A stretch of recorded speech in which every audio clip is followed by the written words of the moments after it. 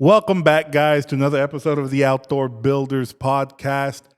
Back again, another week. My name is Daniel. We got Bruno, the Outdoor Builder, with us here again. Let's go. How's your week going so far, brother? It's going good, man. It was a long weekend.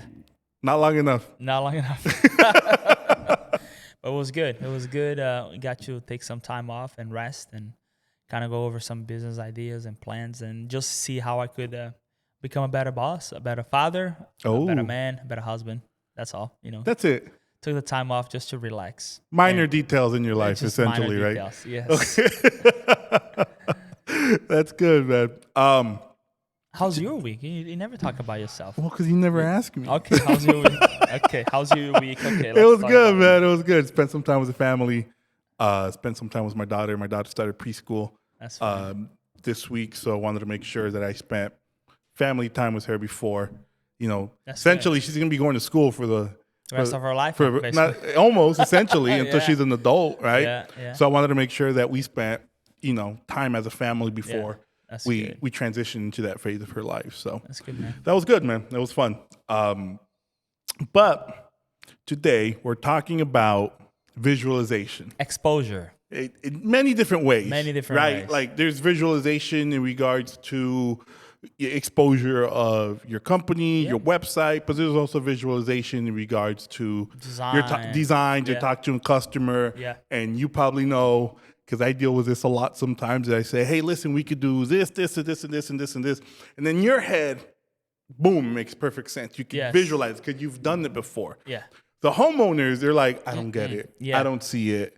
Help me visualize. And you could sit there and you could create, or you could show them pictures after pictures of projects that you've done already before in the past. Yeah. But it doesn't click for them because it's not their specific home. Exactly. There's customers like that, right? That is customers like that. And that's one of the reasons why is we create our own system to really qualify. And I talked about this before, qualifying the client, understanding what is the client's need, right? Not necessarily your idea as a sales guy, as a designer, will be what the client wants to hear. You can't just try to push your ideas and say this is what's gonna work, even though it works well in your mind. But maybe they don't like the color of the products you offering to them. Maybe they don't like the style of maybe they want more of a traditional design instead of a modern design, right? So those are the type of things that you really need to understand, and by understanding, I mean like listen to the clients. Don't just talk.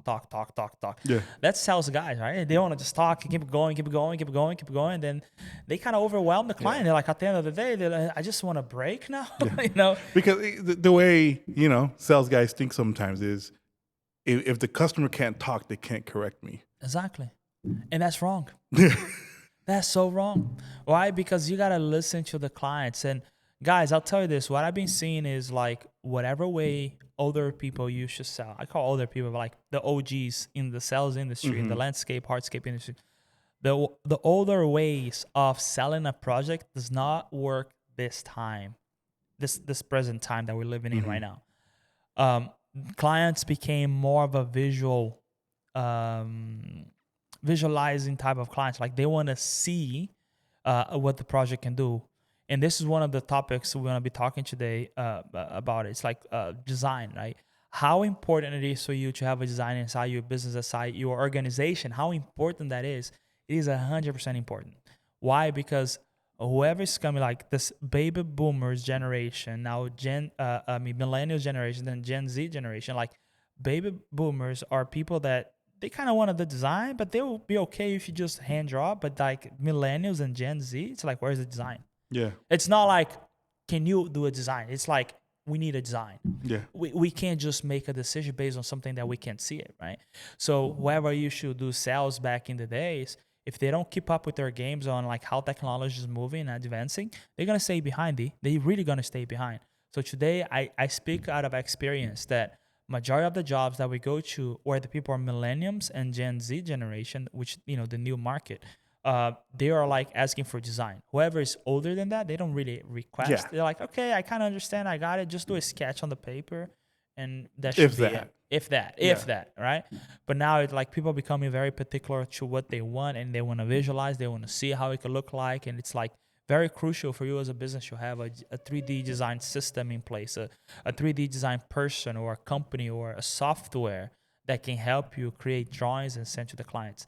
Today, I was going over the numbers with the guys this morning, which is funny. I didn't know I was going to talk about this today.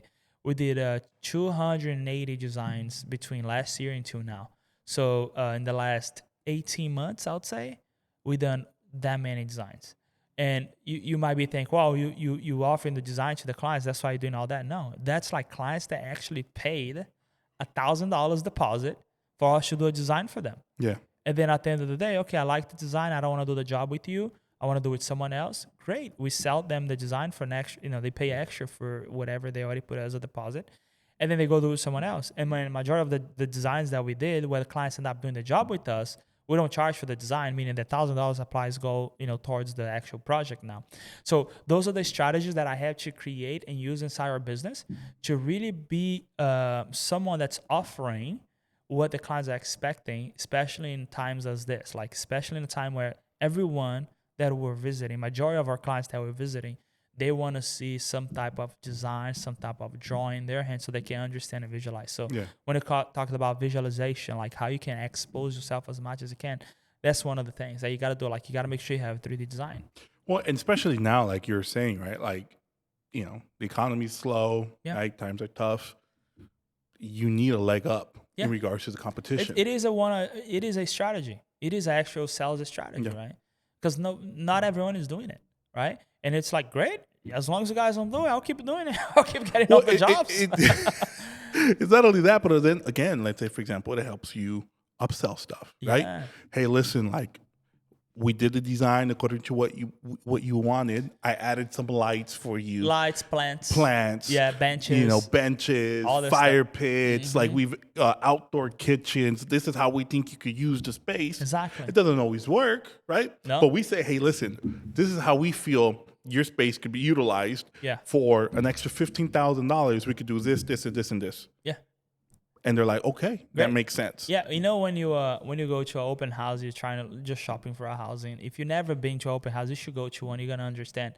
Like when you go there, the agent, it's like staging the house. Yeah. So you step in, you have that feeling of like, oh wow, I feel home. You know, I want to buy this house, right? Because they stage. But once they give you the keys, you go back, it's empty. It's like, whoa. And then you want to try to copy what it was there, like as much as close as possible, of course. And then some people does a stage and say, if you want to buy everything that's here, it's an extra or whatever, right? That's a strategy of upper sell. So when people visualize how it potentially could look like, that increases your chance of closing a deal. So that's why we try to, first help clients visualize.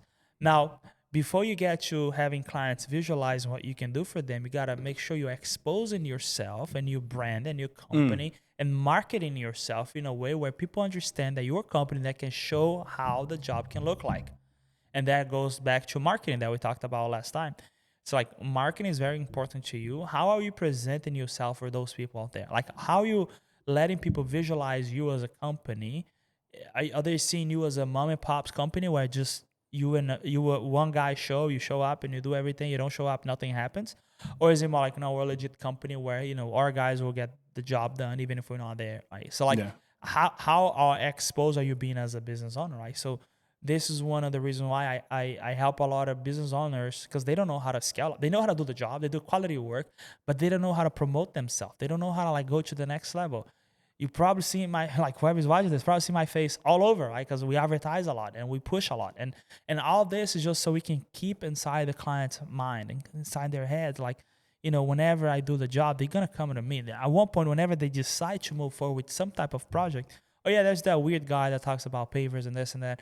Let me search him up, right? Some people follow me, and some people are following the company page. And it's like the more you expose yourself in terms of like expressing and showing what you can do, the more of a leader in the market in that niche you're gonna become. Yeah.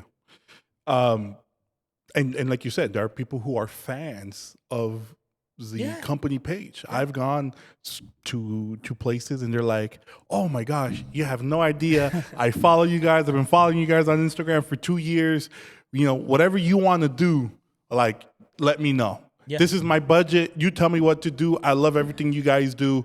We'll go with that. And those are the clients that's always going to be so loyal to you, and they're going to talk so good about your company and about your organization for the longest, all because they really know that you can deliver what they're expecting. Why? Based on past, again, because they visualized you at one point. They saw you expose you as a business, and they kind of like, they felt that you were a trustworthy company, right? So the more you expose yourself, the more you're like available to show to the clients what you can do, the more they can visualize and understand that you're the right company, the right fit for them, right? But yeah, a lot of another other topic I want to talk is like, people ask me, okay, Bruno, but what is a good marketing strategy? What is a good way of me exposing myself? Your brand but must be all over. Like we have coffee mugs, we have water, our cars, Priuses, trucks, everything. The guys' shirts at the job site. We have signs in front of the job site. We have anything that you can expose yourself, anything that you can expose your business is gonna add on at one point, right? But I feel like, and I'm not a marketing guru or anything like that, right? But I feel like, anything that you are exposing out there, it also has to be professional. It has to be thought out. It can't just be like, let me write it down, my company name here, put on a white sign and put in front of the job or site. Hey, I have my website everywhere, and then when you go to the website, it doesn't work. It crashes. A lot of people has a website where it's like still with the like original template, like the sample that the website gives it to them. It's like, I have a nice website, and then it's not even done. It's not done. You don't have any pictures. All the pictures are like online purchase pictures and all that. My grandfather used to say, you only have one chance of making a first impression. You can't go back. There are no second chances at a first impression, right? So whether that be your website, whether that be your social media, whether that be the consultant that shows up and knocks on somebody's door for the first time, right? They are going to be the first impression of the company to the customer. And they have to be, which is why I'm very stickler, like for consultants and stuff like that, like punctuality is very important. Right? Like I tell people, hey, listen. Even if you're not gonna be there, communicate. Like you tell the client, hey, listen, something happened, and unfortunately I'm not gonna be able to be there at this time. Like the more clear you are, the more of a trustworthy person you become. Like it's like people will start trusting you. Be okay. Even though he was late, he mentioned to me that he was going to be late. And it actually creates a great impression, right? Because you have no idea the amount of times I've heard, "Oh my gosh, you're on time." Because it's a surprise. It's a surprise because they're expecting. They're used to Comcast. Hey, we'll be there from 1 to 5, and we'll show up whenever we want, anywhere between that range. So it's like it's a 5-hour window. That's like, I don't care about your day, but this is when I can show up there. It's so bad. And for me, for example, if we set an appointment at 1 o'clock, I'm knocking on your door at 1 o'clock. If I'm late more than 5 minutes, I'm calling you and saying, "Hey, Greg, I'm running behind because of traffic. Another appointment ran longer than expected, but I'm expected to be there at 1:05, 1:07, or whatever." Right? And that's a great first impression for the customer. Even like I said, even if you're not there on time, as long as you communicate with the client, they appreciate that a lot. So a lot of the complaints that I usually get from my own company, like clients complain, is like communications between the project manager and the field, or communication with the office. Like all of that stuff we train and we go over, and then we reply to the client. Even if the answer is not what you want to give it to them, reply to the client.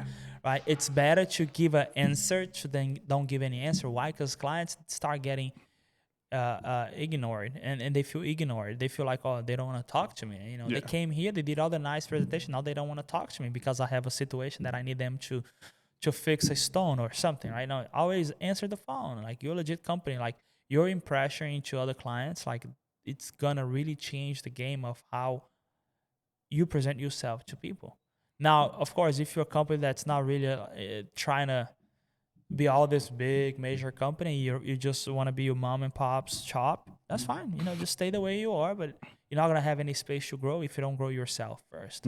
So it gotta come from us first, wanting to do the right thing. It gotta come from us first, wanting to be a better company, a better person, right? So that's why it's so important for us to understand that our image, it means a lot to the client.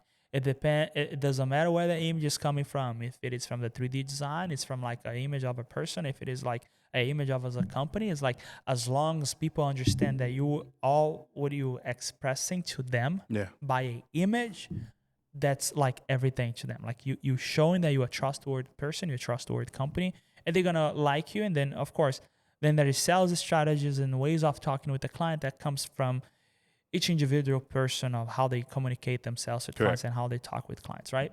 But I feel like that's one of the good topics that we wanted to talk is just like making sure that you are someone that's exposing yourself, meaning like your image as a company as much as you can. And then, of course, delivering what you're expressing that you are. Like if you're advertising you're a 3D design company that does it all, you got to show up with a 3D design that so clients can see it all, right? Yeah.